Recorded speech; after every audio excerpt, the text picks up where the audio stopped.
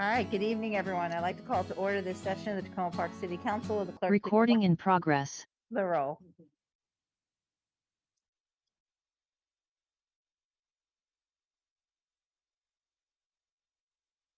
No? Call the roll? You have to call the roll. Oh. We would be great. It's okay. You know, miss one meeting? It's okay. It's all good. Left in the fast lane. I was sick, you know. Mayor Stewart, Here. Councilmember Kovar, Here. Councilmember DeBala, Present. Councilmember Costick. Here. Councilmember Stevens, Councilmember Smith, I think Councilmember Smith is going to join us Councilmember online. Stevens is here. Yeah. I was Yeah. supposed to say present for him. okay, Councilmember Susie. Present. Awesome, great. I don't seem to have the rolling agenda, but I can pull that up in a second. And before I do that, we have Mr. Quinn with us to be sworn in as our Board of Elections member, correct? Come on down. What?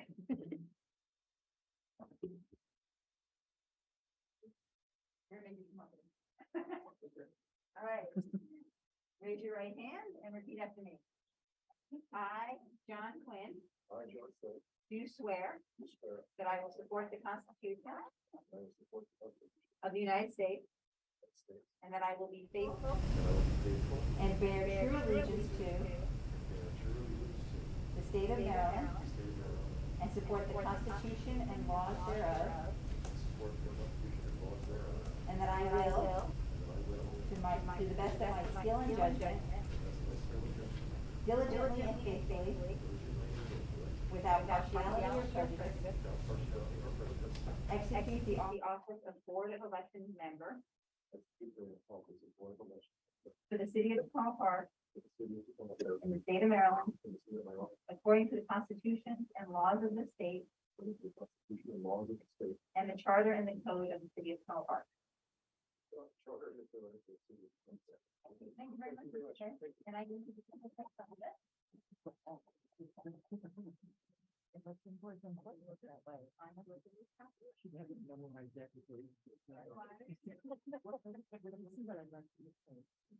Thank you. Thank you so much, Mr. Quinn. Appreciate it. Yes.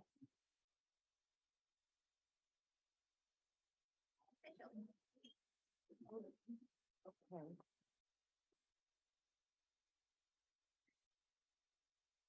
All right, next we have the Car Free Day proclamation. Yes, we do. Thursday, September 22nd, 2022 is Car Free Day. Whereas the National Capital Region Transportation Planning Board, TPB, is the metropolitan planning organization for the Washington region. And whereas the TPB, through its Commuter Connections program, promotes and organizes the annual Car Free Day event with its network members throughout the Washington area. And whereas Car Free Day invites Washington region residents to try alternative forms of transportation, such as bicycling, walking, and public transportation, as well as car light methods such as carpools, vanpools, teleworking, and making fewer trips by car. And whereas Car Free Day benefits the National Capital Region through improved air quality, reduced traffic congestion and parking demands, and the conservation of energy. And whereas the city of Tacoma Park is located in close proximity to multiple forms of transportation, including the metro, bus lines, bike share stations, dockless e-scooters, and off-street bike trails to facilitate car-free transportation. And whereas Tacoma Park recognizes the necessity of reducing car trips and transition to sustainable forms of transportation to combat climate change and create a more livable community for all. Now, therefore, I, Kate Stewart, Mayor of the City of Tacoma Park, Maryland, hereby proclaim Thursday, September 22nd, 2022 as Car Free Day in Tacoma Park, and encourage all residents and visitors to pledge to be car-free or car light by visiting www.carfreemetrodc.org. And I just want to thank Councilwoman Costick for her continued service on the TPB as our representative. All right, next we have a public hearing for a speed hump request on Kentland Avenue. I don't know if Ms. Grinsby, do you have anything to say about this before we start? I'll have Public Works Director Daryl Braithwaite come up. Okay. Good evening. This is a traffic calming measure that was developed over the past, I believe, 3 years. Talisha, correct me if I'm wrong. We've been working with the neighborhood of Hopewell Avenue, Kentland Avenue, and Larch on a sidewalk, pedestrian safety, and traffic calming measures. So we've had quite a few numbers of meetings. The city brought in an engineering firm, has developed the sidewalk proposal. It has gone through the voting process and it's been approved for construction. We did something kind of unique in this particular case in that the request from the community combined both traffic calming needs and sidewalk needs. Typically, they have separate processes to follow, but in this case, it made sense to combine them since they both impacted and affected each other. And we were having community meetings and discussions of the process anyway, so it was the best way to share the information with the public, get their comments. And in fact, this particular location was identified by the community as one of great desire to add to the speed bumps that are currently in that cul-de-sac. If no one's ever driven through it, it's an area that gets quite a bit of cut through traffic. There's a high population of children. And then of course, there's Our Lady of Sorrows and the school right adjacent to that on Larch Avenue. So heavy pedestrian traffic, heavy bus traffic, lots of kids. And unfortunately, it's been a discovered cut through. So we've witnessed in more than one occasion speeding traffic coming through the area. So we've been able to develop a project there that will provide some safety measures by adding a sidewalk as well as this additional single speed bump. There are already, I believe, 4 speed humps in the area, 2 on Hopewell, 2 on Larch. So this is adding 1 on Kentland. Last but not least, the another kind of plus on this project is we've been able to coordinate with the Prince George's County Department of Transportation. And as we do our improvements, they're going to pick up and do the portion of the street that's on their side from Olson. So it's really come together nicely. Couldn't have wanted anything better. Councilmember Searcy was pivotal in bringing those 2 parties together and enabling the full project to move forward. So we're really excited to once the construction has been approved to move this forward, get our piece done, and then get Prince George's County to do their piece and greatly improve the pedestrian access and traffic calming measures in that neighborhood. Great, thank you so much for that update.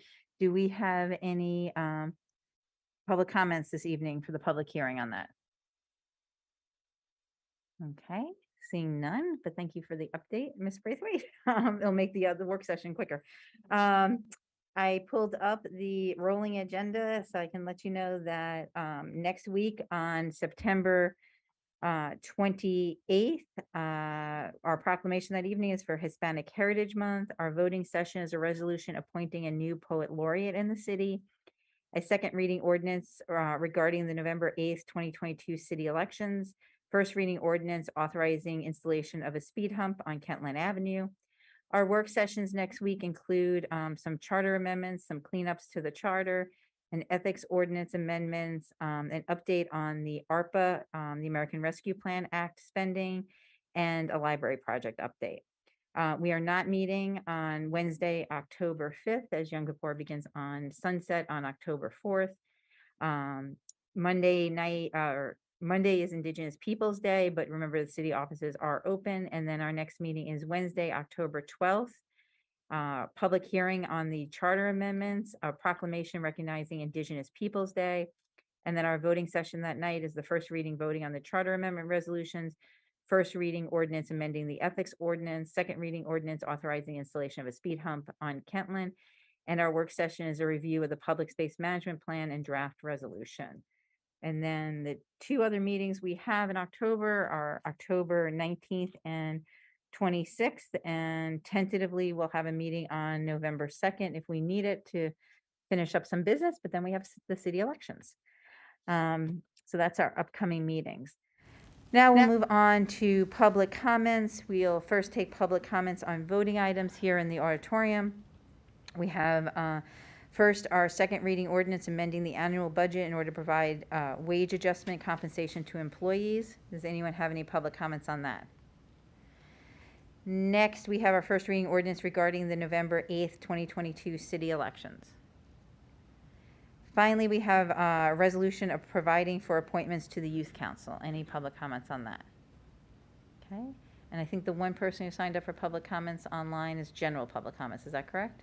Actually, she withdrew her. Oh, okay, so we have no online comments. All right, then we will go to just other public comments here in the auditorium. If anyone has any public comments, please come to the podium.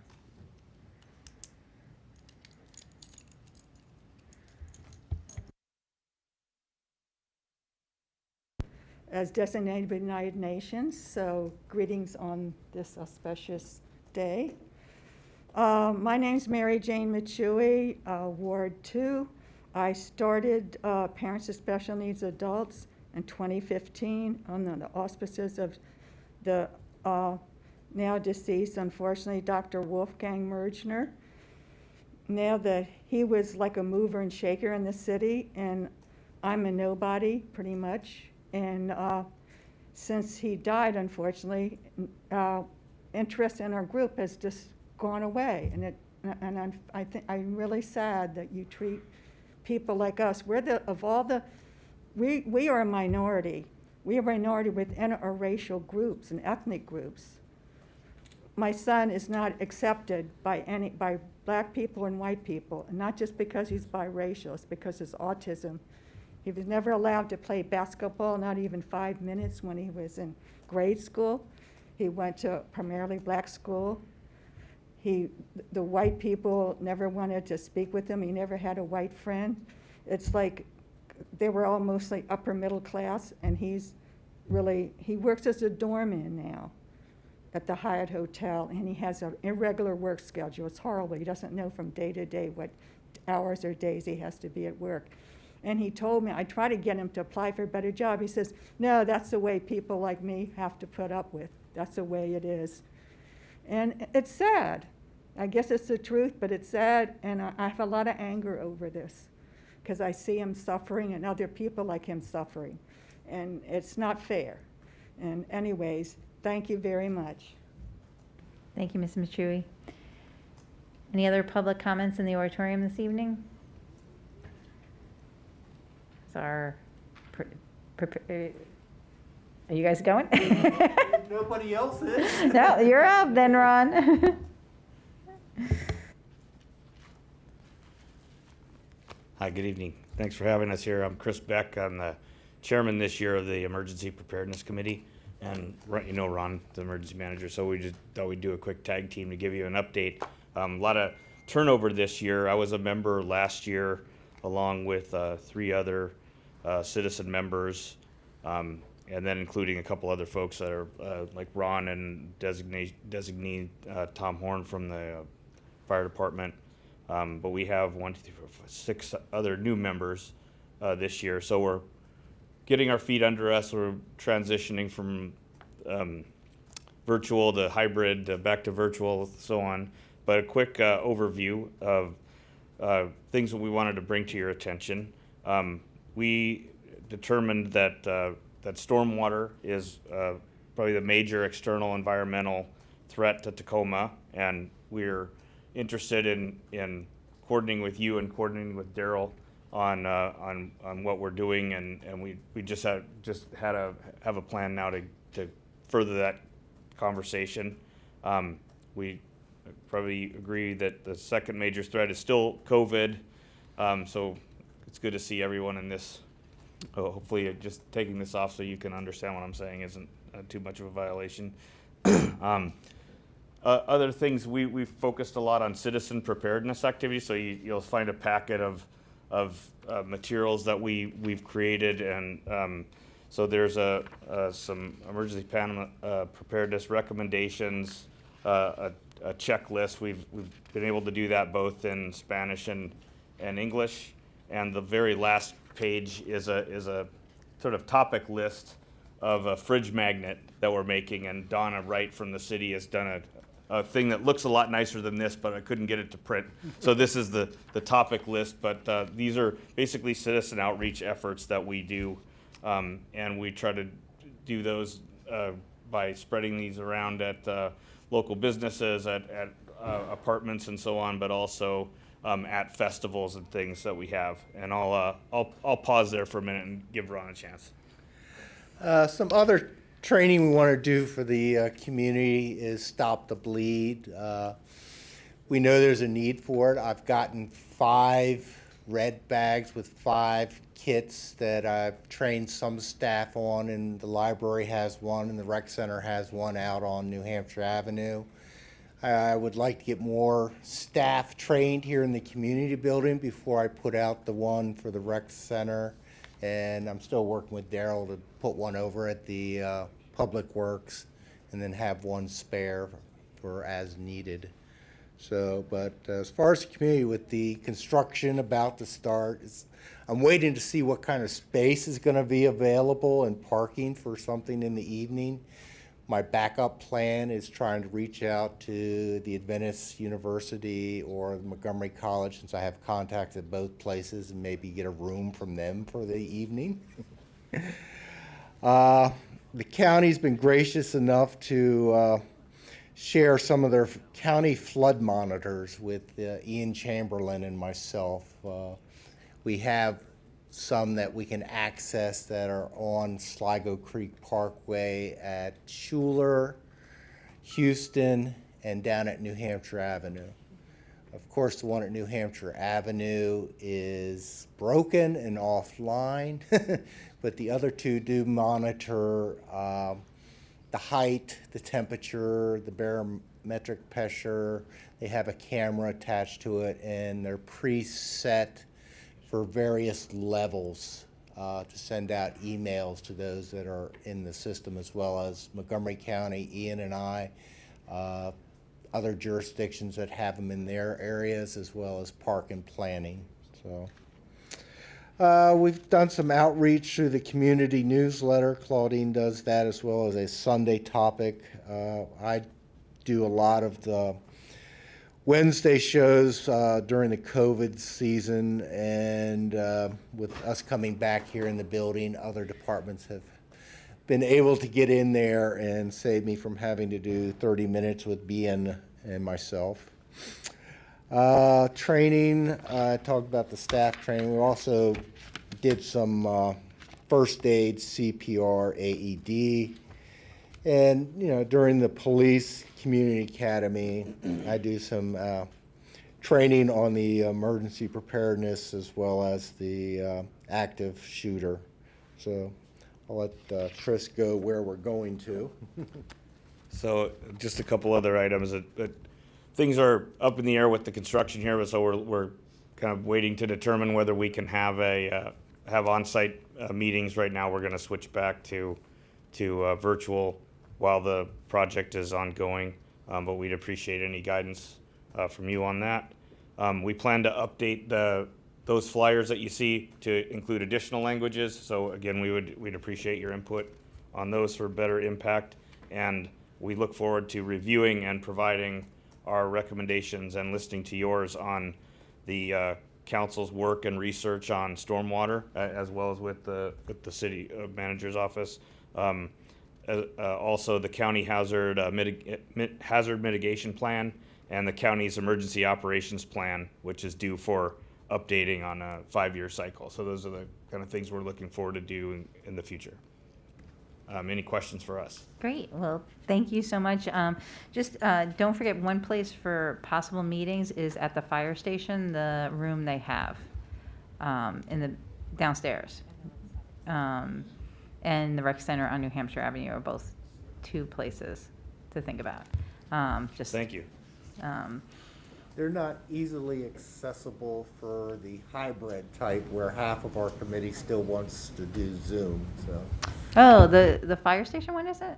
I don't think they have the capability, you know, I have Oh. the hotspot on my phone to set up my laptop, but it would be difficult. We'll see if we can get Tom to wire Yeah. something up. He's Got pretty it. handy. Yeah. We have a master Yeah, electrician. he is the ham Yeah. radio operator, so Yes. maybe we can figure something out. Great. Anyone else? Just, thank you. This is wonderful. The materials look terrific.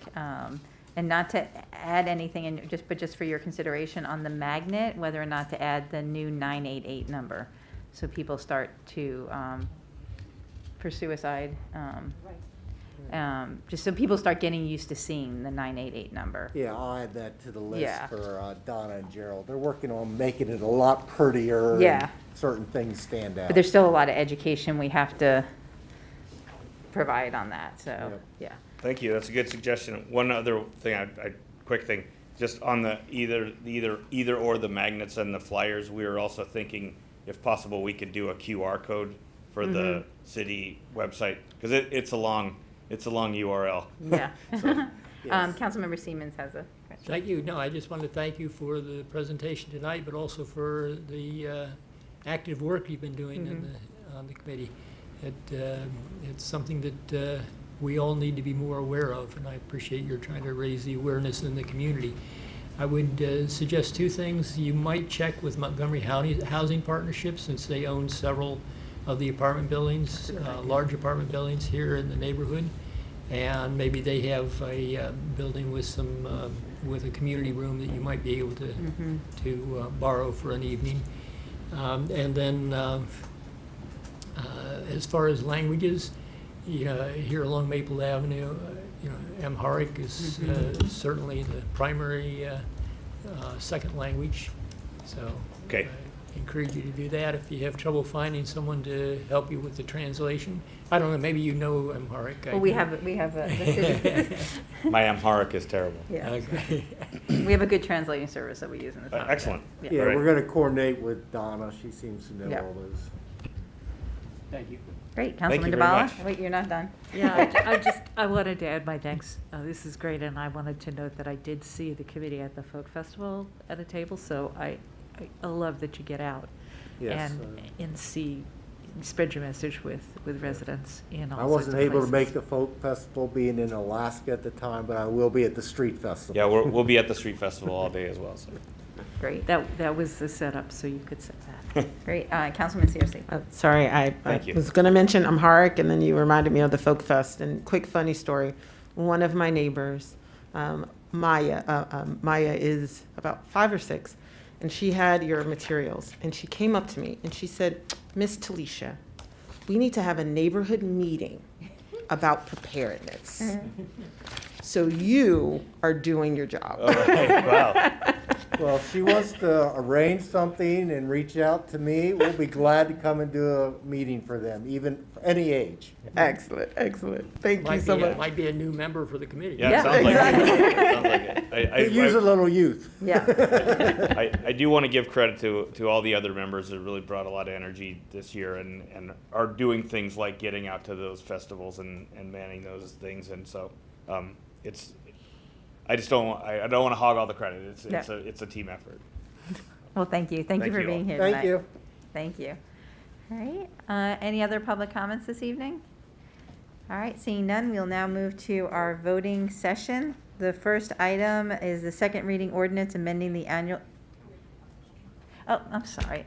Jesse and I are just like, we're out of it tonight. My apologies. Do you guys have comments? I have comments. Councilman Costick, would Thank you you. like to start? Well, I was saving my thanks for my comments, so I wanted to reiterate the thanks to the Emergency Preparedness Committee for your work. Thank you. And also mention, I had an opportunity a couple of months ago to attend one of the POSNA meetings. So thank you, Mary Jane, for your work on that, and appreciate the invitation. It was by chance the first hybrid with some in-person component meeting that they had had since the start of COVID. So encourage others to take advantage of the opportunity to visit and stop in on their meetings as well. I wanted to just share a couple of report out items from the Transportation Planning Board meeting, which was earlier today. We had one voting item, which was on our bylaws, and we adopted a plan in line with what the COG board does to allow for people to attend the meetings 100% virtually at any time if they want to. This had been fairly hotly debated with some different opinions about wanting people to come in person, but we ultimately decided for especially some of the outer jurisdictions that it just makes a lot of sense to have the option to phone in if you can. And then I wanted to share, we had a lengthy presentation, and I wanted to share a little bit of information on the federal safe systems approach from the Federal Highway Administration, because I think it's really interesting and I think fits really well with some of the work that we're doing in the city and could potentially be sort of a model for some of our transportation sort of prioritization in the future. Basically, it aims to eliminate fatal and serious injuries, similar to Vision Zero, with the approach that we expect people on the roadways to make mistakes, and we're going to plan so that essentially when a person, the way he described it was, experiences sort of this kinetic energy of crashing into something or having something crash into them, it is at such a low speed and impact that it essentially doesn't cause serious injury or death. So I know I'm running short on time here, but just want to note the approach basically looks at safe road users, safe vehicles, safe speeds, safe roads, and then post-crash care. And the general principles are that death and serious injury are unacceptable, that humans make mistakes, that humans are vulnerable, responsibility is shared, safety is proactive, and redundancy is crucial. So I'll share some of that information with the community and the council and staff. It was a really great presentation and I think gave us a lot to think about at the regional level as well as at the city level. And then if you are taking part in Car Free Day tomorrow, please register online. The website is carfreemetrodc.org, and if you register, you are eligible for prizes. So it can be kind of a fun way to celebrate. Thank you. Great, thank you. Councilman DeBala. So I registered and I got a free 24-hour Capital Bike Share key, which is good because I'd let mine expire. And that's the point, is if you take a simple action like signing up, you get rewarded, and I think it's great. Thank you for mentioning that. I wanted to report on another regional meeting. The Chesapeake Bay Policy Council met last Friday with the various state and EPA officials that are that have our area as part of their jurisdiction. And the reason that I'm mentioning it is because, no surprise, most of the discussion was about money. And there is someone in the EPA Regional 3 office who is specifically tasked with helping communities in our area to access some of the different funds in the various bills that have just come through.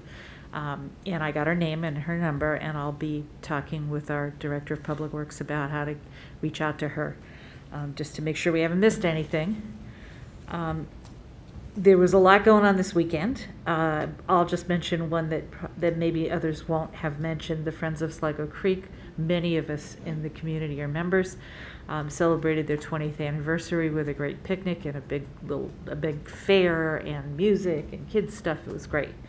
And I'll let other people talk about other aspects of that. Were you going to mention the Stormwater Solutions meeting? Okay, and this Tuesday, speaking of stormwater, there's a group of residents who have come together to work on stormwater issues, as many of you know.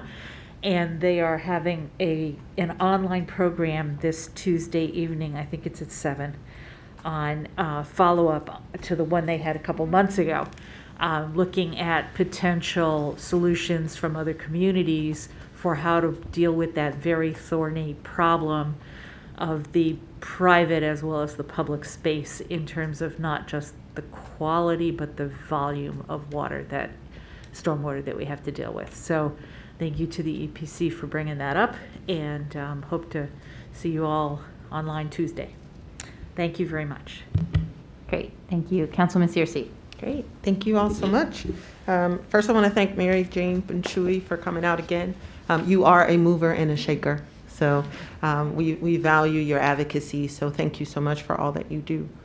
It was a busy weekend, And so I want to thank Historic Tacoma for the Tacoma Parks, a reflection, 25 years later, reflections on Tacoma Parks unification event that happened. And it was very, very interesting. It was interesting to learn about some of the struggles and challenges associated with unification. So I believe that that session was recorded and may be available later. I want to encourage people to watch it. The Tacoma Langley Crossroads had a food crawl this weekend, and it was good. So much food, so many great restaurants. It was a great opportunity to try so many new restaurants that I hadn't tried before, but we'll be going back. So I want to thank the Tacoma Langley Crossroads Development Authority for putting that on. Also, the VFW celebrated its centennial as well. And that was a wonderful, wonderful opportunity to not only meet with so many community organizers, but also the veterans. It's just such a wonderful exchange. And then on Monday, the mayor and I had an opportunity to wear hard hats and to actually go to what used to be Hillwood Manor Apartments on New Hampshire Avenue, but is now the Colonnade at the Creek. And that is the new complete renovation, $13 million renovation that MHP is doing of a apartment, 96 unit apartments. And it is going to be fully electric. We've learned that they've upgraded everything, all electric, heat pumps, and will also include Wi-Fi throughout. So I'm super excited. We got to see some of the units, and they are amazing upgrades. And so I think that that is just a really good example of how we were able to leverage some of our ARPA resources to further so many initiatives or priorities that we have at the same time, improving our housing quality, energy efficiency in some of our larger complexes, and just improving the overall quality of life that residents in our community deserve. So again, look forward to continuing to work with MHP on that project and many others. Yep. And the Wi-Fi is free. It's part And the of Wi-Fi local- is free. Yeah. So it's a really big deal, and I'm very excited about it. Yep. And so this weekend, there's a lot of stuff that's happening. I got 30 seconds. Sweep the Creek is happening this weekend on Saturday from 9 until 11 in Ward 6. Hillwood Manor Park is one location. And there is also Let's Play America. There's Play Day that's happening on Saturday, the 24th at 10 a.m. And I believe that's at the elementary school. Is it here? Is it? Middle school. Middle school. Thank you. Awesome. Thank you all so much. Great. Councilmember Kovar. Thank you. I wanted to mention, first of all, I've referred a few times to some questions that have been raised about the sidewalk retrofit work on Maple Avenue. It's just on the block on one side, the east side of the block between Tulip Avenue and going down to Valley View, Philadelphia area. And a number of questions have been raised, and I appreciate that the city staff, including Public Works and Roz Grigsby, who's filling in as acting deputy city manager at the moment, agreed to hold off on starting the project, which have been scheduled for Monday. We'll have a meeting next week to talk further about it and then see what options there may be. So it's not a stop, but just taking a little more time to figure it out. So I appreciate that, and I'll be certainly letting the residents know about that. I also thought the unification event, the 25th anniversary that Council Member Searcy referred to, was really good and well attended, and I think anybody who is interested in the history of the city and what it means to either be an incorporated city or not ought to take a look at that. And then finally, one other event that I participated in, and I think others were there as well, was the pie contest that was hosted by the Old Town Business Association on Laurel Avenue over the weekend, and the proceeds from that go to the SNAP program at the market, which of course helps address food insecurity issues. I ended up being a judge, which I've done a couple times before. I might still be recovering from that. I was in the smallest group of pies, and I'm not sure if anyone was trying to tell me anything, but it was 14 peach pies I had to sample, and then some of the others, not all, but there were something like 30 apple pies and 30 in the other category. But people were awarded them and best in the different categories, and best by a kid, and best looking, and best messy one that tasted great, and things like that. So it was just a fun thing to do, and the reality that the funds that were raised when they sold off the pieces afterwards went to benefit the SNAP program was a good reason to be able to be part of it. So I appreciate the work of Laura Barkley and everybody from OTBA who helped put it on. Thank you. Thank you. Do we have Councilmember Smith online, or was he able to join us or no? No? Okay, thanks.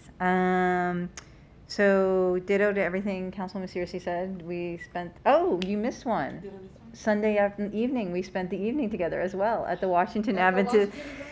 We spent the whole weekend together at, at Washington Adventist University. Their Visionaries Gala was this Sunday evening, and Councilwoman Searcy and I attended to represent the city. It was a wonderful event, like, especially getting to meet the students. And one of the students in the music department just sang this amazing song from Phantom of the Opera. So we were very glad to attend that. I also attended this Sunday the funeral of Chief Jimmy Jarbo that we discussed last week. Let's see, looking forward, I think everyone's mentioned stuff, but if you still have something you're looking to do to squeeze into your weekend, the Pan-African Festival is happening in downtown Silver Spring. So lots of things to do this weekend. And I'll see if our acting city manager or our acting deputy city manager have anything to add. I'll turn it over to Greg Clark, acting deputy city manager. Thank you. Good evening, Mayor and members of council. I just wanted to bring light to the fact that the library has a temporary location, 7505 New Hampshire Avenue, Suites 201 through 208. The library is, the movers are here, and we'll be moving the library for the next several days, and we anticipate an opening sometime mid-October. More information will come as we lock down a date. So literally the library. Yes, it is. Terrific. Thank you so much.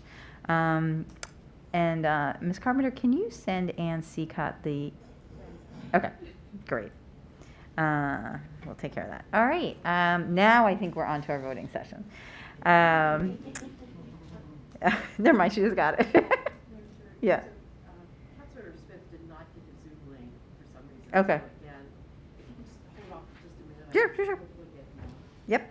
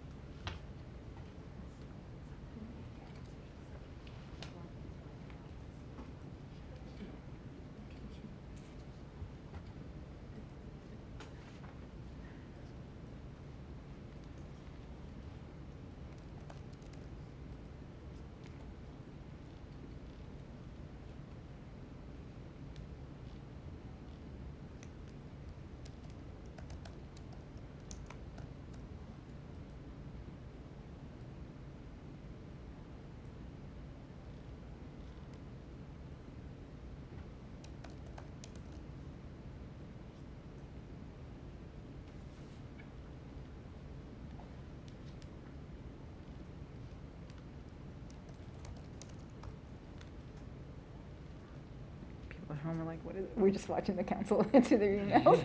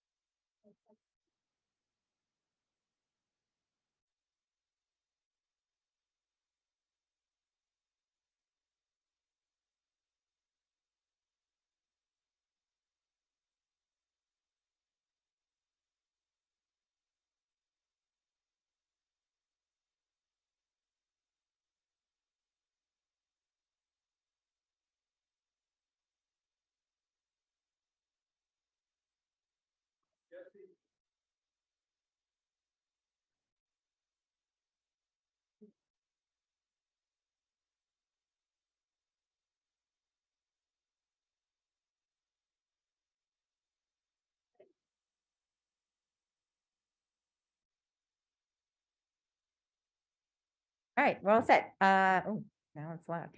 Councilmember Smith, before we move on to the voting session, any comments you would like to make this evening?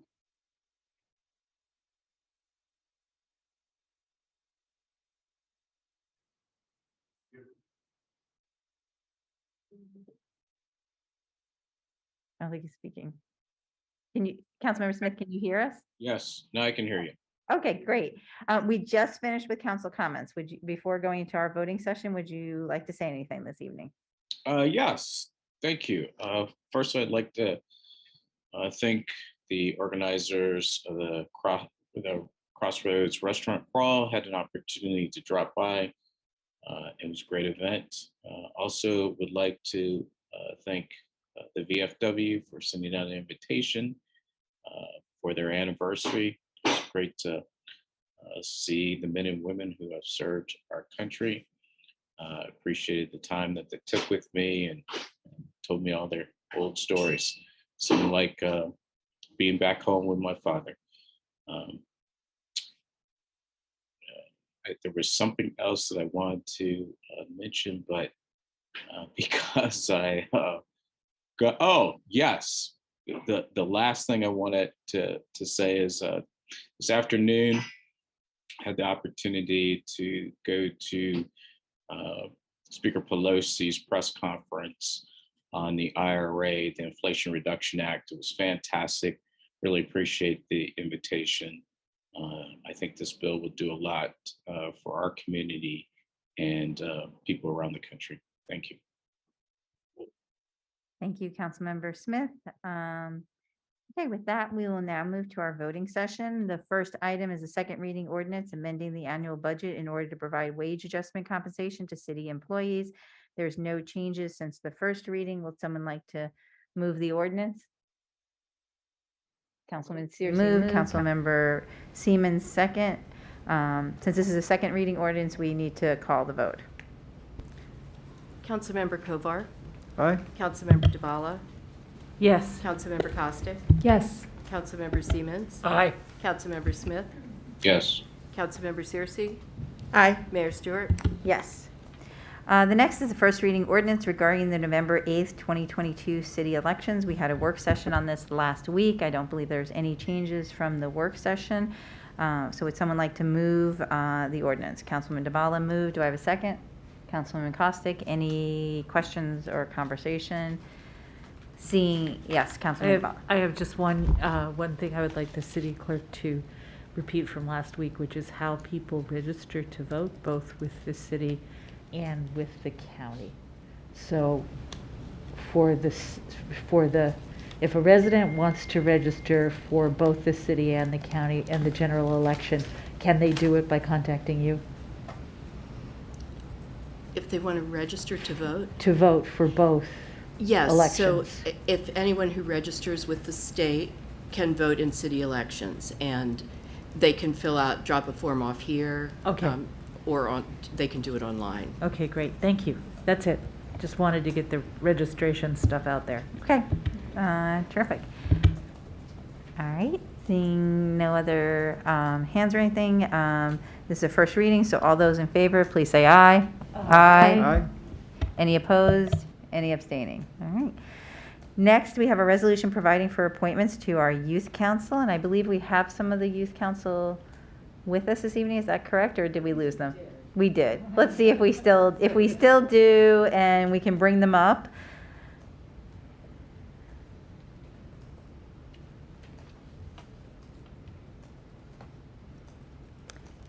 So we do have some of our youth council. Everyone's names, people can read, are in the resolution online this evening. Our youth council, a little different than our other committees, is selected on a yearly basis and appointed. And I see an Emma Wida, I think, joining us. Hi, Emma. Thank you for joining us. Would you like to say a few words? I just want to thank everyone, or like the people who nominated me to be on youth council, and I'll just try to do my best that I can as my first year on being youth council. So. Wonderful. Great. Thank you, Emma. Do we have any other youth council? Yes, There is one more coming. Okay. And Emma is from Ward 3 and a 7th grader, correct? Yes, that's correct. Terrific. We have Ava. Are you here, Ava? Yes, I am. Hello. I was also just appointed to the Youth Council. Great. Well, thank you, Ava. And you're from Ward 2. And what year are you in school now? I'm in Ward 2 and I'm a junior in high school. Terrific. Well, Emma and Ava, thank you to you both for being on the Youth Council. And we look forward to working with you over these next couple of weeks. And then you get to work with the new City Council. So thank you very much. And we're going to pass the resolution now. Would someone like to move it? Councilman Dabala moved. Do I have a second? Second. Councilmember Smith, I think seconded. Any conversation? Councilwoman Searcy. I just want to thank all of the youth that applied for Youth Council. It was so heartwarming to read your applications and your dedication to community service and really pointing out problems and really trying to do the work to fix them. So thank you all so much for volunteering your time. And I look forward to hearing all about the great things that you all do on Youth Council.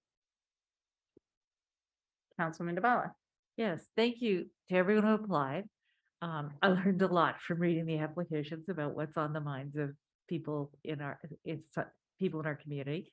And congratulations to the folks who are about to be appointed. And I look forward to working with you. Yes. Thank you. Councilman Costick. And I just want to reiterate my thanks and congratulations to those who are being appointed tonight to the Youth Council, as well as those who applied and we were not able to appoint you. I just want to remind you all that just because you're not on the Youth Council doesn't mean you can't be involved. We also have other resident committees, and it's great to have youth perspectives on those committees. So please do consider applying for those as well. I think our next cycle for that will be in the winter. And those members of Youth Council, of course, you're always welcome to visit those other committees as well and share your perspectives. And we hope that's something you'll do in the future. So congratulations and thank you. Okay. Councilmember Siemens. Thank you, Mayor, and thank you to all who applied for the Youth Council. Congratulations to those of you who were appointed, but I especially want to thank the applicants from Ward 4 because we have been underrepresented in the Youth Council in the past, and it really makes me feel good that we are this time having a number of people step forward to volunteer. And so good luck and have a good time. Sorry.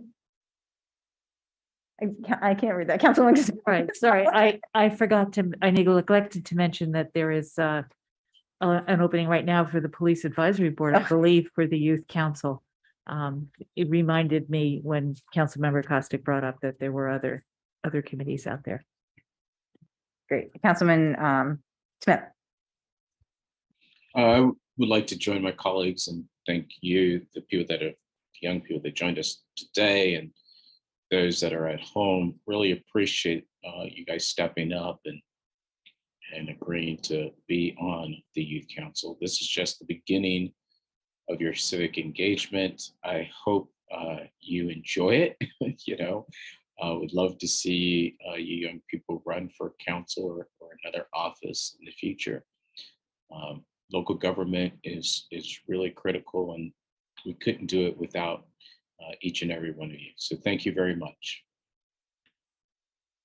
Great. Thank you, Erin. All right. Seeing no other comments regarding this resolution, all those in favor, please say aye.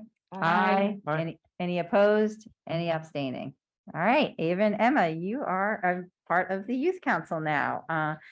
Thank you very much again for joining us this evening. All right, now that will conclude our voting session for this evening. And we have 2 work sessions. The first one is on paid family leave. This was requested by resident Seth Grimes, as well as our union representative, Brendan Smith, to basically give us a good overview of what is going on right now in the state with the laws that have been passed and where it is in terms of implementation, as well as looking at what the county did this summer. And then, this is really to set up the next city council. So to kind of provide this basis of information. So I think I'm first turning it over right to Ann Seacott, who is our city's lobbyist in Annapolis, who basically put together this for us. So thank you, Ann, for all your work on this, and I'll turn it over to you. Thank you, Mayor Stewart. And first, I do want to apologize to Jesse and council staff. I'm clearly having some technical difficulties on my end tonight. So thank you for everybody making sure I was able to get on. It's on me.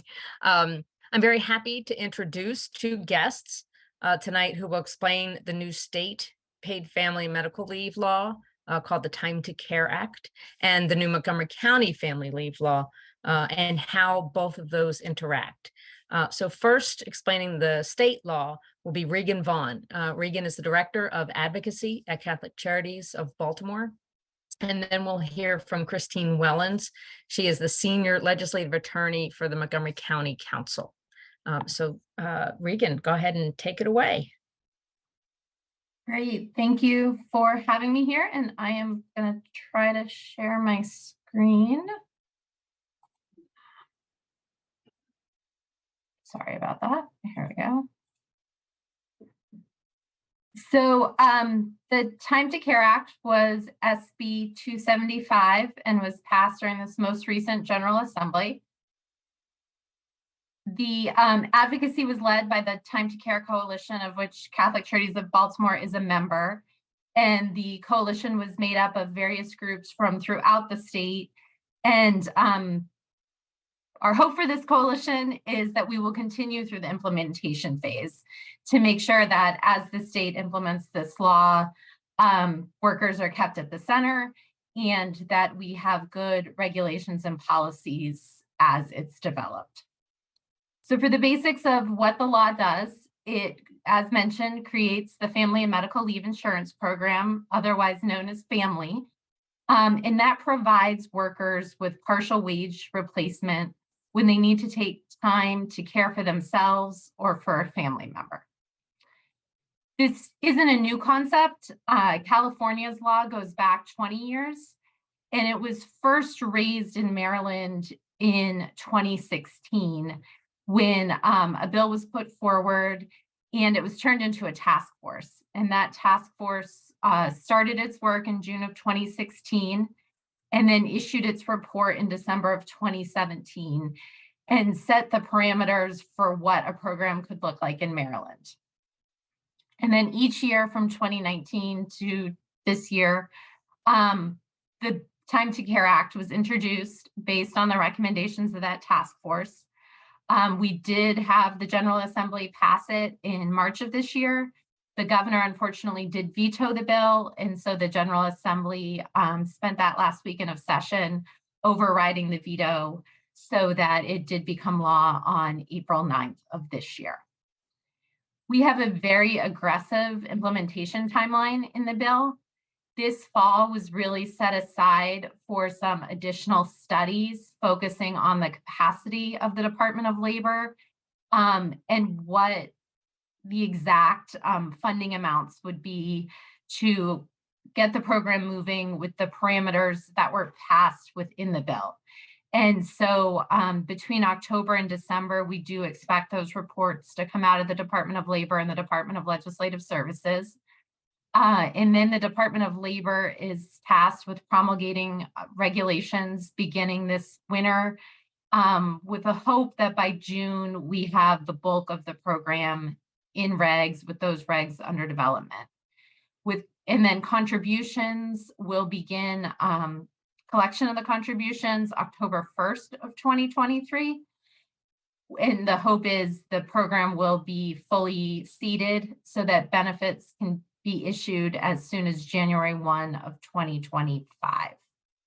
So the new administration, whoever it is in January, is really going to have to hit the ground running to get the program up and going so those contributions can start in October. So the parameters of the bill are very similar to the federal FMLA law, and then expanded where there are gaps. So there are 4 purposes for which the leave can be used. The first is the worker's own serious health condition. They can also be used to bond with a new child that's welcomed into the home, either through birth, adoption, or placement through foster care. The leave can be used to care for a family member with a serious health condition, or it can be used to address certain needs of the family related to a family member's military deployment. One of the major accomplishments of the bill is who's covered. We were able to craft it so almost all employees in Maryland are covered, including part-time workers, if they worked over 640 hours the previous year. So that's significantly less than the FMLA threshold. It also doesn't matter if it is with the same employer, those 680 hours, as long as those hours were worked in Maryland, and it can be among multiple jobs. Business size also has no bearing on whether or not a worker is included. So all businesses are covered. And then this does include public sector workers, with the caveat that federal workers aren't included because the state can't require the federal government to participate in the program. In terms of amount of leave that's allowed, an employee can generally take up to 12 weeks per year if they have a qualifying condition that requires that amount of time. And that 12-week can be for one condition, or if someone's having a particularly bad year and has 2 instances, they can compile it together to get the 12 weeks.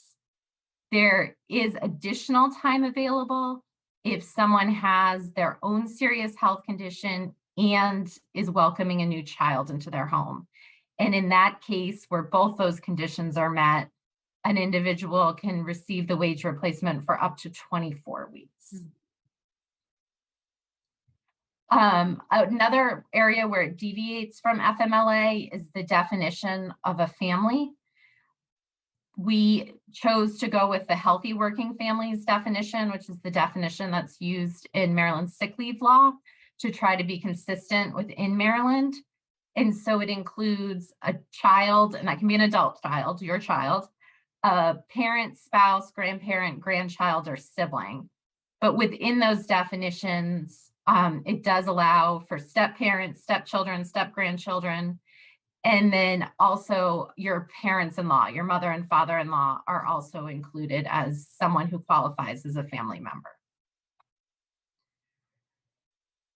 The big outstanding question is how the funding of the program is going to work, and that's really what was sent to those studies I referenced earlier.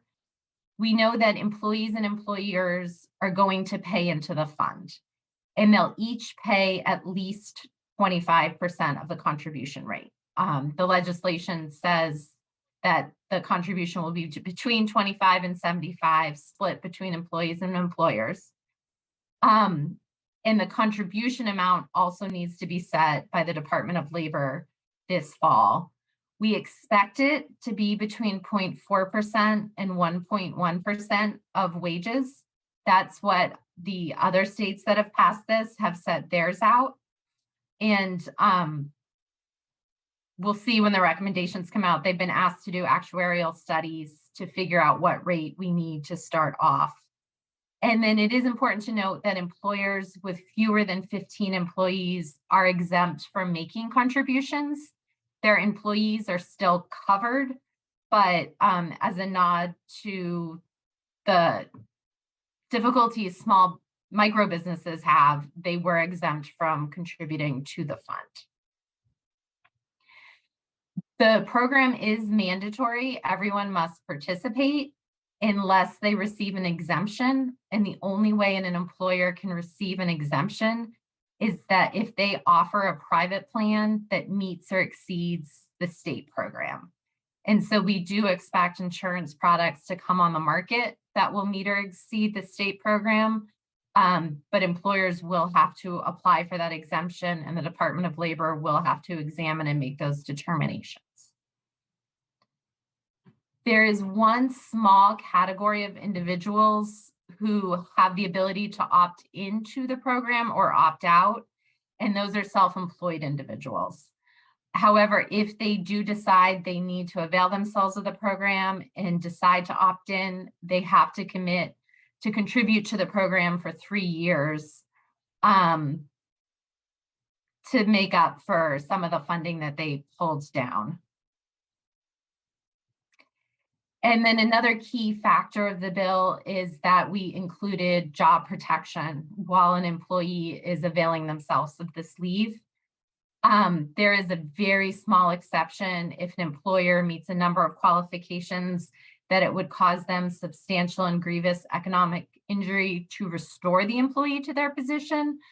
But barring meeting that threshold, employees' jobs will be protected while they're taking the leave. Then finally, the benefit amount for the leave is going to range between $50 and $1,000 a week. And that rate that an individual employee gets will depend on their average wage that will have to be submitted to the Department of Labor. And the system was set up so that employees on the lower end of the economic scale will receive a higher percentage of their average wage to recognize the realization that someone making minimum wage or near minimum wage needs almost all of their wage in order to survive and wouldn't be able to avail themselves of the program without that higher level of reimbursement. And that is the overview I have. I can pass it over to Christine.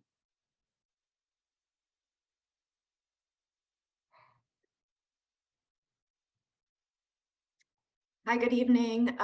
Thank you, Mayor Stewart and council members. Happy to be here and thanks for letting me participate virtually. Christine Wellens, as was said, I'm on the staff of the central staff of the county council, and I help staff the county's recently passed bill 10-22, personnel and human resources paid parental leave.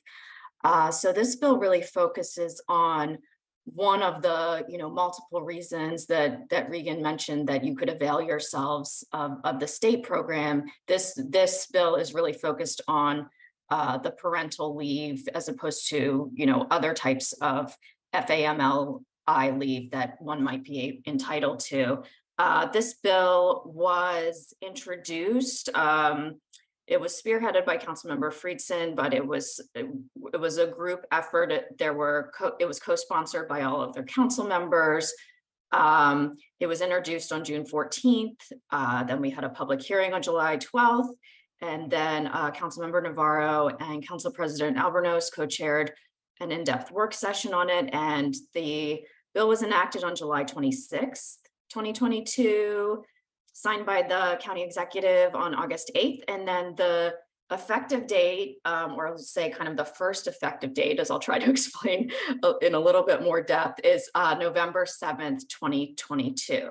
So we tried to craft this bill understanding the fact that this new state benefit is going to be coming online and that the benefits will be available starting in January 1, 2025, as Regan mentioned. So the purpose of this bill really was to provide a baseline for county employees of 240 hours of fully paid leave for caring for, a new child in the family, whether through adoption, birth. It includes the parents of stillborn children, to be able to care for them in that first year after they've joined the family.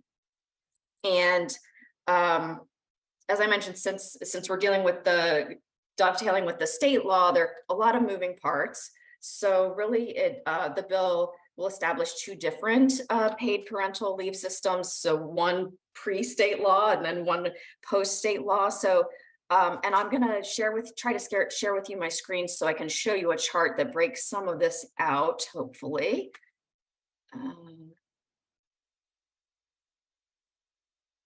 Okay, so we use this chart as sort of a reference point for the council members as we were discussing, what would be, what the state of the law currently is under county law, what it would be under the bill before the state law comes on board, and then what it would be after the state law comes on board.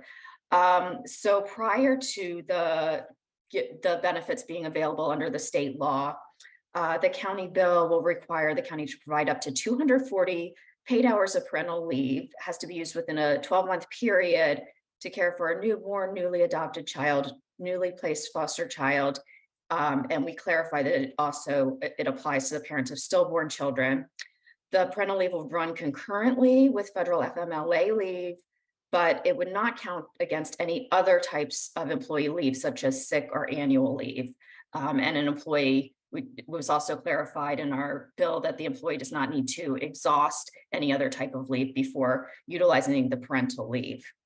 And just to back up for a second to tell you what our baseline is, the current county law is essentially, it's in county personnel regulations saying that, in general, a merit system employee gets 720 hours over a 24-month period to care for a new child, but this can be paid or unpaid, and runs concurrently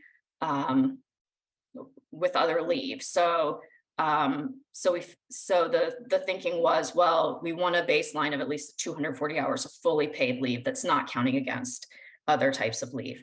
Jumping back to the post 2025, post January 1, 2025, once the benefits are available for workers in Maryland, the bill sets forth a new system in which it's very similar to the initial idea of 240 hours of paid leave that will not count against other paid leave, but to the extent that an employee is entitled to receive and is receiving the benefit from the state, the county would essentially then make up the difference between the state benefit and the employee's full salary.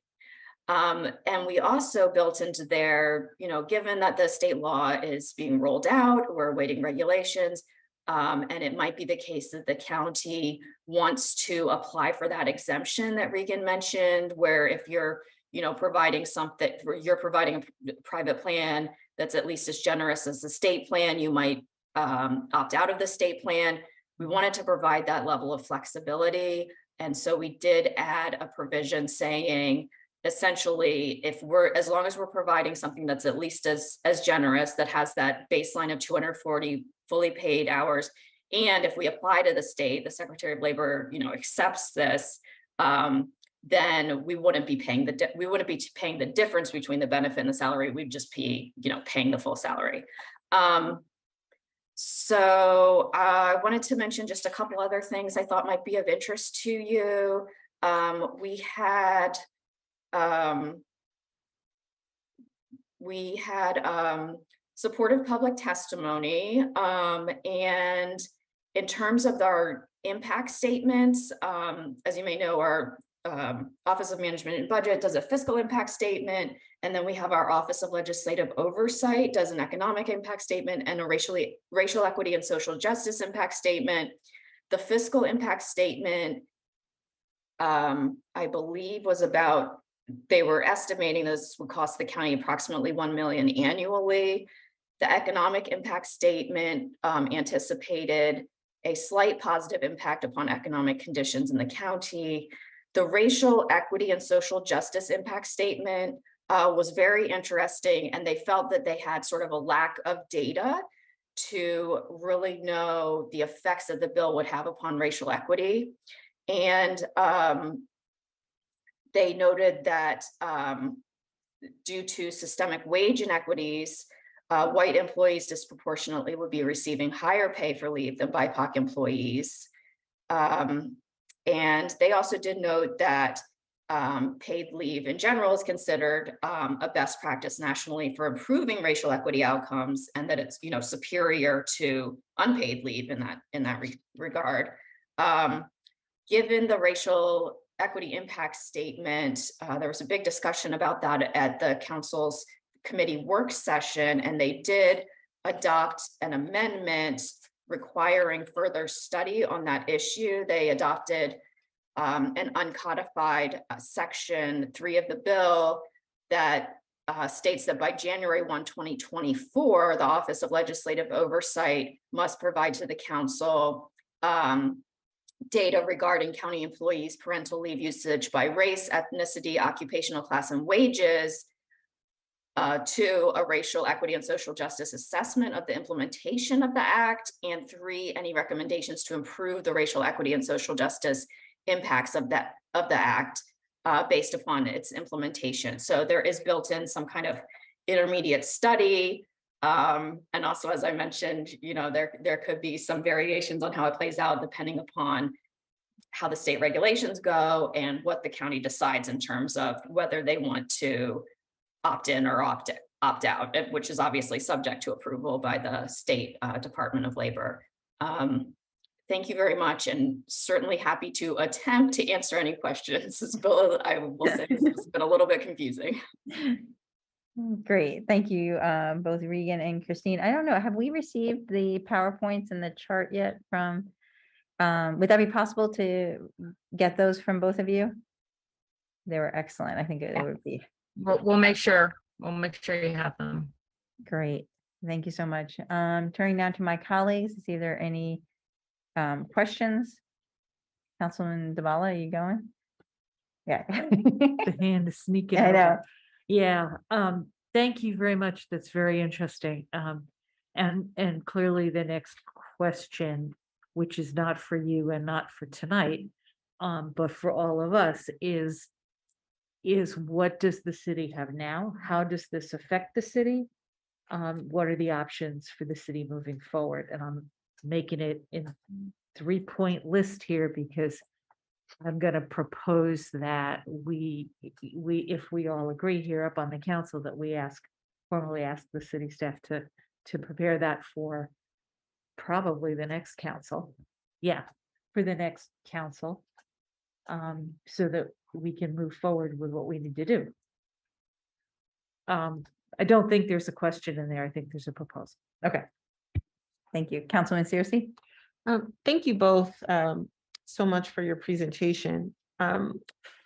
One question I have, and this could just be because on the state side, we're talking about things in terms of weeks, and then on the county side, we're speaking more in terms of hours.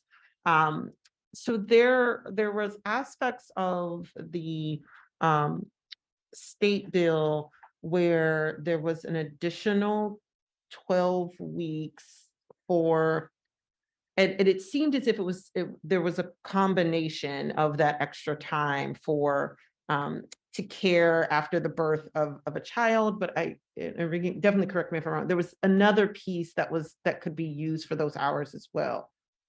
Sure. So the circumstance there is if the parent has their own serious health condition, and so that could be bed rest. That's probably your most common example, is if the birth parent is on bed rest, can't go to work, and exhausts 6 or 8 weeks on that, then they would still be able to take 12 weeks to care for the child once the child's born. But it is not limited to bed rest. It is simply a serious health condition. So it could be a broken ankle, but as long as it is the parent's serious health condition, the idea being that your own health condition shouldn't prevent you from having those 12 weeks of time to bond with a new child. But that was the only instance where you could get more than 12 weeks in 1 year. And for the state bill, for that particular aspect, there aren't any requirements around sick leave usage, correct? Not sick leave. Okay.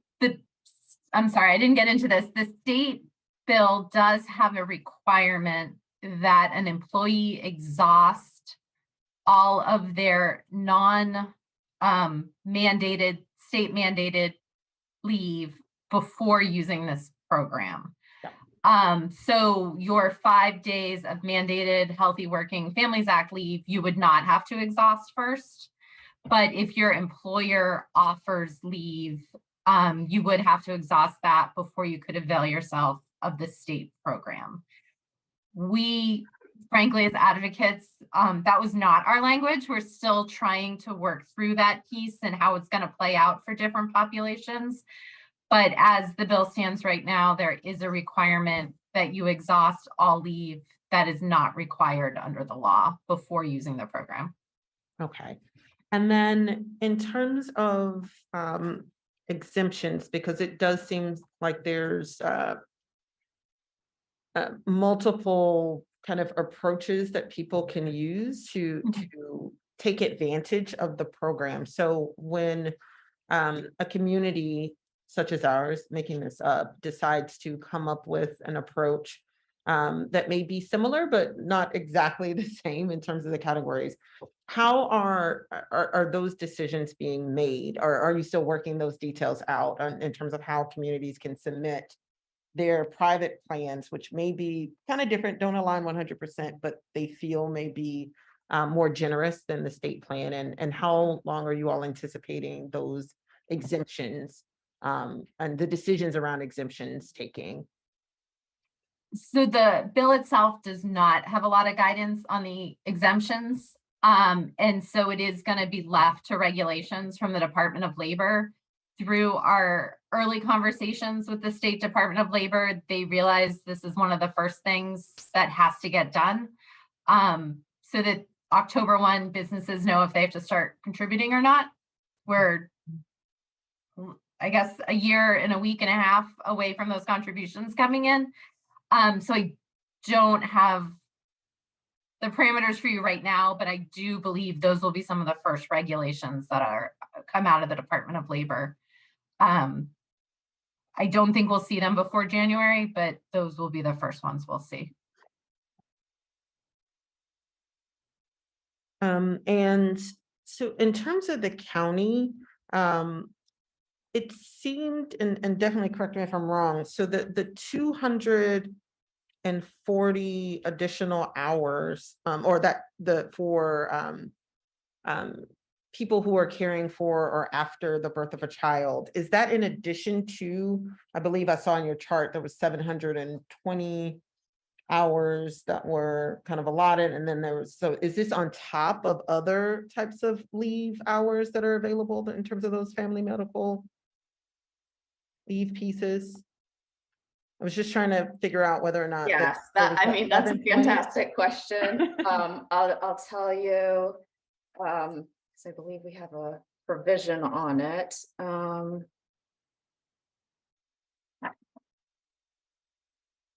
There's a provision to the effect that the section can't be construed to diminish any employee leave that's already required. So, and the way we have it is that it can't be construed to diminish any employee leave required by collective bargaining agreement. In terms of whether the, I think, and take this with a little bit of a grain of salt, just because I'm not quite sure how the implementation will go, but my understanding is that for merit system employees who are non-represented, that the employee regulations potentially could be altered in some way, you know, to incorporate this new requirement. But that relationship of the leave is going to have to be determined. And we do also have, I'm sorry, bear with me, because I was trying to find the language. I know that we had,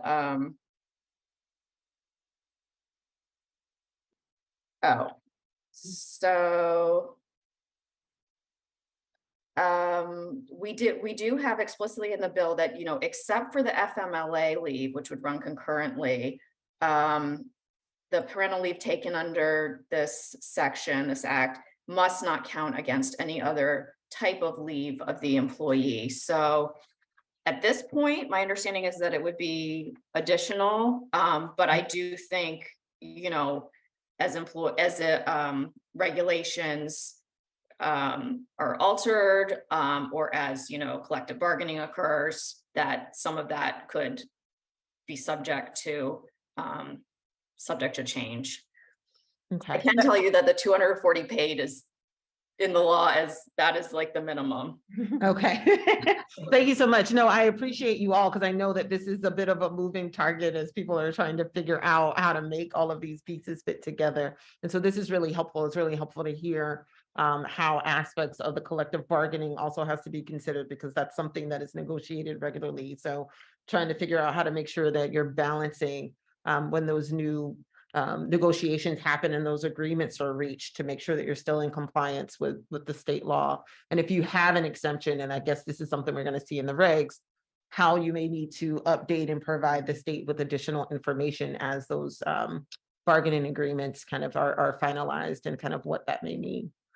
So thank you so much. This has been a really helpful presentation.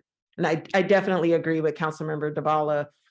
Again, we may just have to start turning our wheels and spinning our wheels as well to try to figure these things out. But it would be helpful for future councils to start having those conversations early because it sounds like maybe we'll start getting some guidance and some regs in January, which will put us around budget season.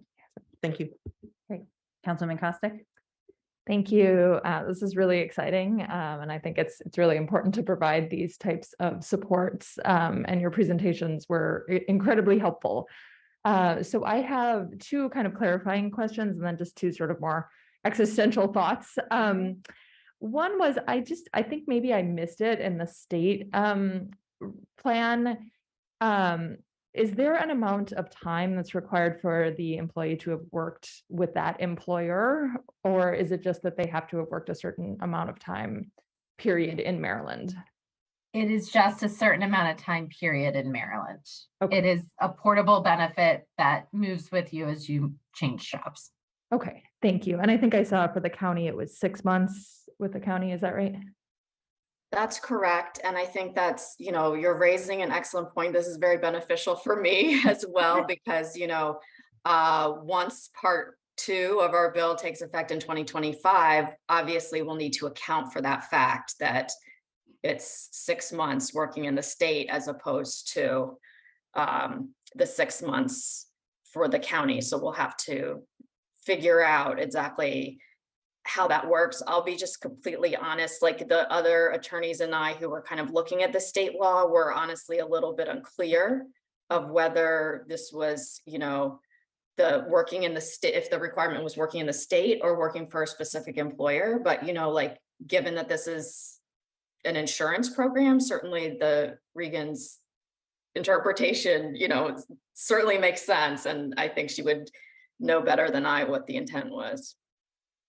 Yeah, thank you very much. I think you answered my second question there. So, one thought, and I really appreciated you going through the fiscal impact and the racial and social equity impact statements. And I wondered, did you look at all at the impact as you're trying to figure out sort of the fiscal part of not having those plans in place? Because I imagine there's probably, and maybe it's hard to measure, but some loss of productivity, loss of employees who leave because they need to bond with their child and they don't have that time.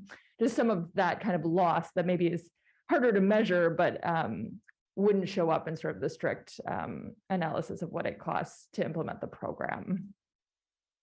I think that's an excellent question. I am not positive. I don't think so, but the fiscal impact statements are conducted by the Office of Management and Budget, and they're, fairly cut and dry, don't necessarily account for all of those variables that might be a little bit harder to measure.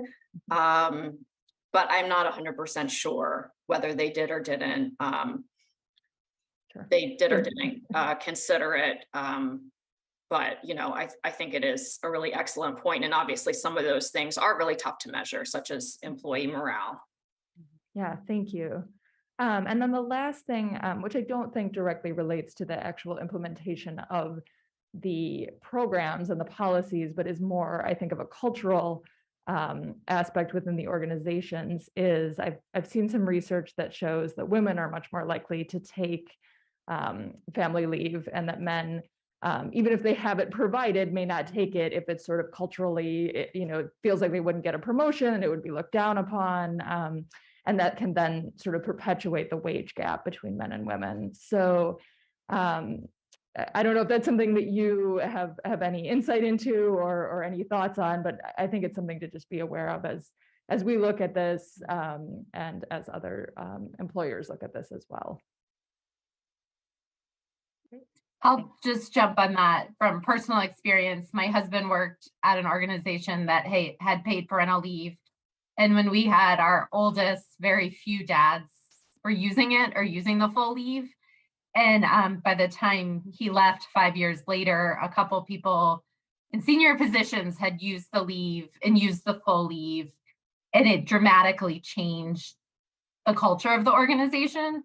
So I think it's going to be a lot to change that at the state level, but I think it's going to be getting key men, especially, to talk about using the leave and use the leave in order to get people to avail themselves of using it. And there's some good studies out of other states on that have examined where leave's not being used and why, and we're using that in Maryland to help inform what our outreach efforts need to be to make sure people are taking the leave.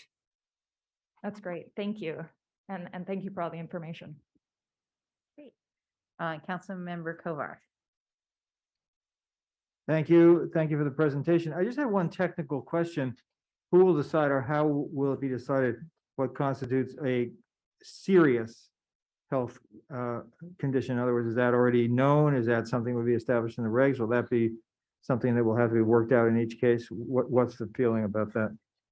The definition used in the bill closely tracks the FMLA definition, which has been litigated, and there are regulations and policy around.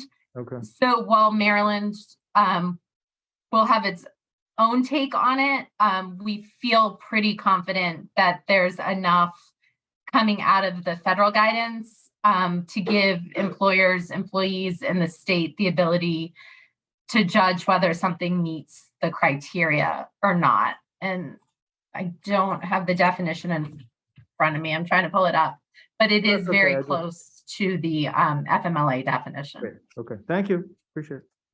Councilmember Smith, do you have any questions? Yes, thank you. And I appreciate you bringing these experts together for us this evening. It's great to see you, Reagan. My day job is with Network Lobby on their government relations team. So we work with Catholic Charities all the time. So it's glad that you're part of this fight. So tell me what happens. How are municipalities going to be part of this new law? Is it automatic? Do we need to opt in? One, two, if a person leaves their job, and is there a clock that starts that they can keep these benefits for a certain period of time? If they can't find a job within that time period, do they get a percentage of the paid family leave as cash, or is that even contemplated in the law? And then finally, the 240 hours, how did you come to that number? Is that like the standard that most states are giving employees? How did you come to 240 hours? And thank you for all your work on this. I'll start with the first two and then pass the 240 to Christine. So in terms of municipalities, it is going to be a payroll tax for all employers, similar to the way unemployment tax works. And the state will set up policies and procedures for anyone who has an employee in Maryland, whether you have a nanny in your house or whether you're employing city workers, county workers, whatever you are going to be required to pay into this. And the state is going to have to set up those policies and procedures and do it quickly to let people know in time to plan for it. in terms of if someone leaves their job, so they qualify for the leave if they are an employee. So it is a little bit of a gray area if someone is unemployed because they probably aren't an employee. But I think that's something that's going to have to come down to regulation. But if they worked 680 hours in the previous year, then that gets them into the program. They have paid into it to get into it. And then the wage replacement is based on your average weekly wage. So if you haven't worked recently and don't have an average weekly wage, you may hit that 680 hours, but you may not have a wage that they can base the wage replacement on in order to get the benefit. So it is going to be difficult for someone unemployed to get in at this point. It is definitely something we're watching closely to see how the regs are written. And from my point of view, we are writing them to help as many employees and workers as we can and pushing for that as the regs are developed. But that's where it stands right now with the bill.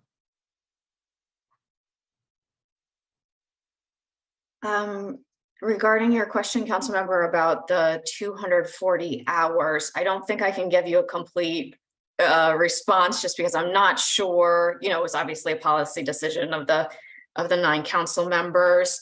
But I can tell you, I mean, just my personal understanding was that, you know, the 6 week was kind of felt to be, you know, a good start. And I know that we did staff looked at the federal government in terms of their Federal Employee Paid Leave Act, which provides up to 12 weeks of paid parental leave in connection with the birth or placement of a child. We looked at some other states, including California, New Jersey, Massachusetts, New York, Rhode Island, Washington, Connecticut, Oregon, Colorado, Rhode Island, and Delaware, which have enacted paid family leave laws. And the number of weeks really varied between 5 and 12 weeks. And then the maximum weekly benefits varied as well, between $780 for Connecticut and about $1,500 in Oregon. And I think, you know, our feeling was, well, we're paying not just a portion of the salary, but the full salary for 6 weeks. Yeah, beyond that, I'm not going to be able to give you a great answer. All right, well, thank you so much. And can you please send us the racial equity studies once they're completed at the county level? I'd really love to see that information. Absolutely. Thank you. Great, thank you. Just a couple of questions. Regan, do you know of any other jurisdictions in Maryland that is doing what Montgomery County is doing, kind of in anticipation or to fill the gap before the state is, just as the city is looking at different models? I was just curious if you knew off the top of your head. I have not heard of any other counties proactively trying to fill the gap or start a new program. I'm not sure I would. I did know about the Montgomery County bill, so I had some awareness, but I haven't heard of any other counties looking at doing this. Great. And Christine, I know as you mentioned before, that the county's bill covers merit employees. It doesn't cover non-merit, correct?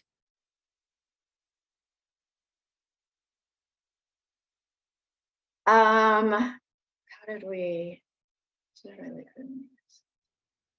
Yes, that's correct. Has been in a county merit system position for at least 6 consecutive months. Correct. Okay. And you may not know this yet because I know it's all new and everything, but what happens to the non-merit employees? Do you know?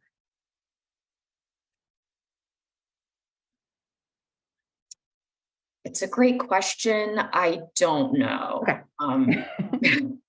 No, I just think, going back to what Councilman seriously said, as we're looking at different things, we have 2 unions in the city, we have union employees, non-union employees, it's interesting to think about how the county is doing theirs. So, Right. And we've, I mean, the non-merit employees are fairly few and far between. The elected officials are non-merit. The appointed, department heads are non-merit. I can't think of others off the top of my head, but there might be a few others. great. That's great.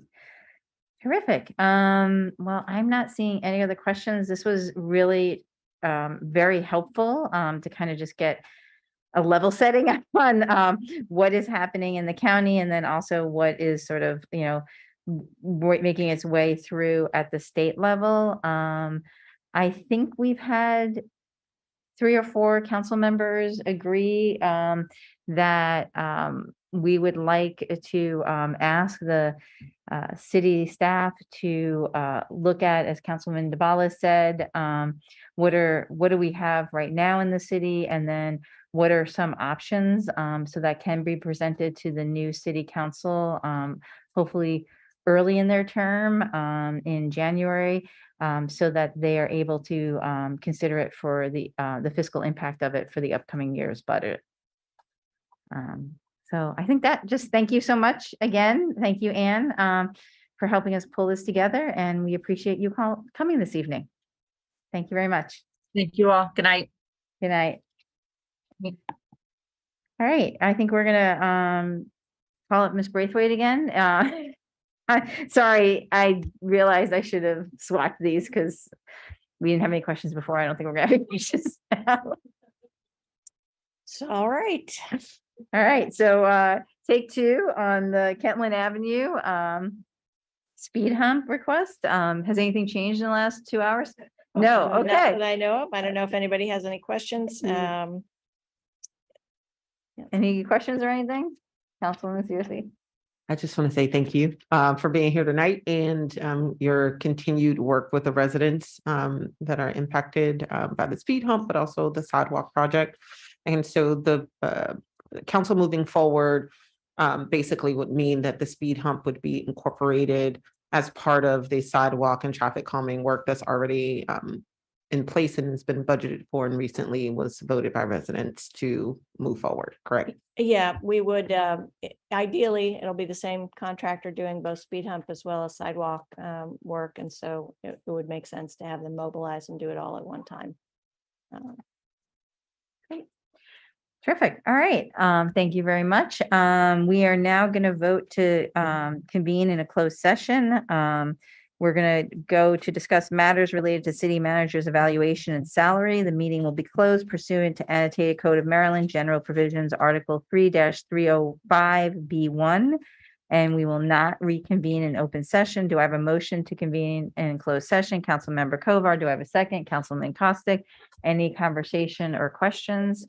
No, all those in favor of convening in a closed session, please say aye. Aye. Any opposed? Any abstaining? All right, we are going to move into our closed session and we will see everyone on next week.